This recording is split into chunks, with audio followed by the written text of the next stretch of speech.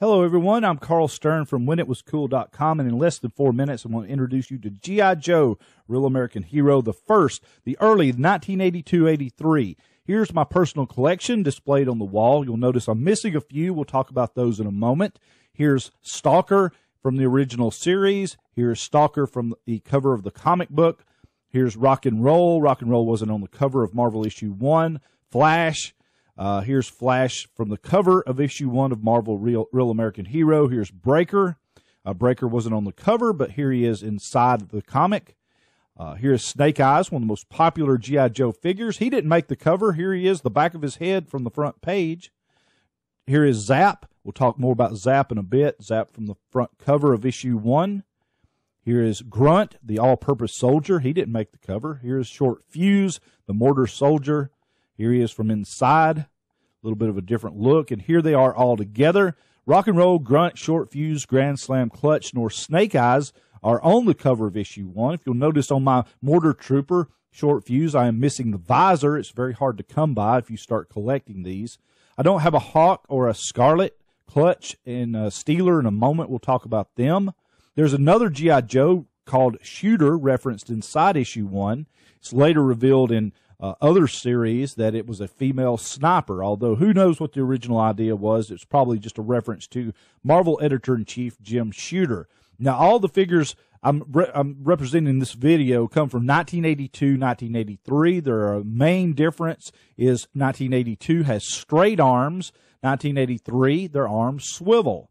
And that was called Battle Action Grip, where they could hold their accessories better. Zap, in particular, has a terrible problem with his thumbs breaking off and very brittle plastic, and the swivel action grip help with issues like that. Now, a lot of these figures reuse head sculpts, just painted differently. Here, Stalker has his own. He's unique. No one else reuses his head sculpt, and I just recently got him.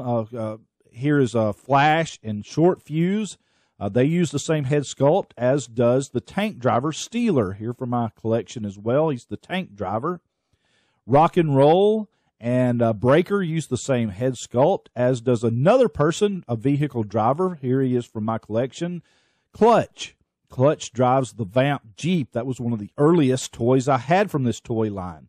Here is the Vamp, the original version, the 1982 version. So 1983 in there, you see. Here's Zap. And here's Grunt using the same head sculpt as well. And again, we'll talk more about Zap in a moment. Here's Snake Eyes, a unique head sculpt on him. And the cover of G.I. Joe issue 1 of Marvel Comics. Now, Zap is notoriously brittle. If you start collecting G.I. Joe figures, just know. While I was doing this video, I barely pushed his backpack in, and his back just exploded. And this is not the first time it's happened. You see he's missing thumbs anyway. Here's his back afterwards. But never fear. I know this is a problem. I have extra Zap bodies laying around from other figures I've taken apart. So we'll put him back together in just a moment. This is my favorite version of Snake Eyes, the Commando version. A lot of people later on like the Ninja versions. I always like the Commando. I'm missing his explosive ordnance pack.